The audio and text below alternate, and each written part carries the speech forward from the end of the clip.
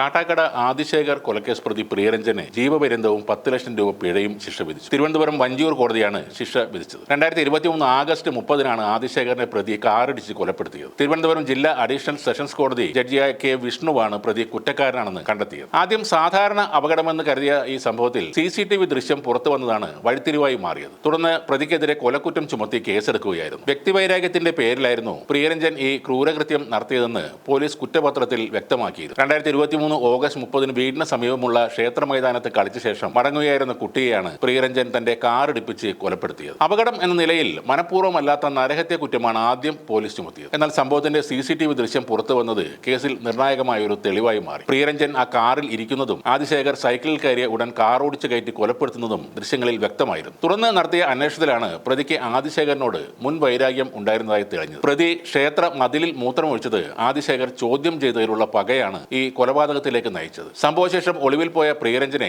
തമിഴ്നാട്ടിൽ നിന്നാണ് പോലീസ് പിടികൂടിയത്. സംഭവം നടക്കുമ്പോൾ ആദിശേഖരന്റെ ഒപ്പമുണ്ടായിരുന്ന നീരജ്, അച്ചു, അഭിജയ് എന്നിവരെയും കേസിൽ വിസ്തരിച്ചു. സാക്ഷികൾ പ്രതി പ്രിയരഞ്ജനെ കോടതിയിൽ തിരിച്ചറിയുകയും ചെയ്തിരുന്നു. സംഭവ ദിവസം കളി കഴിഞ്ഞ് ക്ലബ് റൂമിൽ ഫുട്ബോൾ വെക്കുന്നതിനായി ആദിശേഖരനൊപ്പം പോയതും തിരികെ വന്ന് സൈക്കിളിൽ കയറിയപ്പോഴാണ് പ്രിയരഞ്ജൻ കാർ കൊണ്ടുവന്ന് ഇടിപ്പിച്ചതെന്നും നീരജ് മൊഴി നൽകി. ശബ്ദം കേട്ട് തിരിഞ്ഞു നോക്കുമ്പോൾ പ്രിയരഞ്ജൻ കാർ നിർത്തിയിട്ട് പുറത്തിറങ്ങുന്നത് കണ്ടുവെന്ന് അച്ചുവും മൊഴി പറഞ്ഞു. രക്തത്തിൽ കുളിച്ചു കിടന്ന ആദിയെ താനും കൂടി ചേർന്നാണ് പുറകെ വന്ന കാറിൽ കയറ്റി ആശുപത്രിയിൽ കൊണ്ടുപോയെന്ന് അഭിജയ് മൊഴി നൽകി. ഇതെല്ലാം കേസിൽ വളരെ നിർണായകമായി മാറി. അപകടം നടന്ന സമയത്ത് പ്രതി വാഹനം റോഡിന് കുറുകെയിട്ട് രക്ഷാപ്രവർത്തനം പോലും തടസ്സപ്പെടുത്തി. ആശുപത്രിയിലെത്തി കുട്ടി മരിച്ചെന്ന് ഉറപ്പുവരുത്തിയതിനു ശേഷമാണ് പ്രതി വാഹനം ഉപേക്ഷിച്ച് കടന്നു കളഞ്ഞത്. ക്രൂര മനസ്സുള്ളവർക്ക് മാത്രമേ ഇതൊക്കെ ചെയ്യാൻ കഴിയൂ. നമ്മളൊരു വാഹനം ഓടിക്കുമ്പോൾ ഒരു എലിയുടെയോ പൂച്ചയുടെയോ അല്ലെങ്കിൽ ഏതെങ്കിലും കുഞ്ഞ് ജീവിയുടെയോ ശരീരത്തിൽ കൂടി കയറിയിറങ്ങിയാൽ നമ്മുടെ മനസ്സൊന്ന് പിടയും. എന്നാൽ 10ാം ക്ലാസ്സിൽ പഠിക്കുന്ന ഒരു കുട്ടിയെ കാറിടിപ്പിച്ച് കൊല്ലാൻ യാതൊരു മടിയും ഈ നരാധമന് ഉണ്ടായിരുന്നില്ല. ജീവപര്യന്തമല്ല, ക്യാപിറ്റൽ പണിഷ്മെന്റ് തന്നെയാണ് ഇയാൾക്ക് നൽകേണ്ടത്.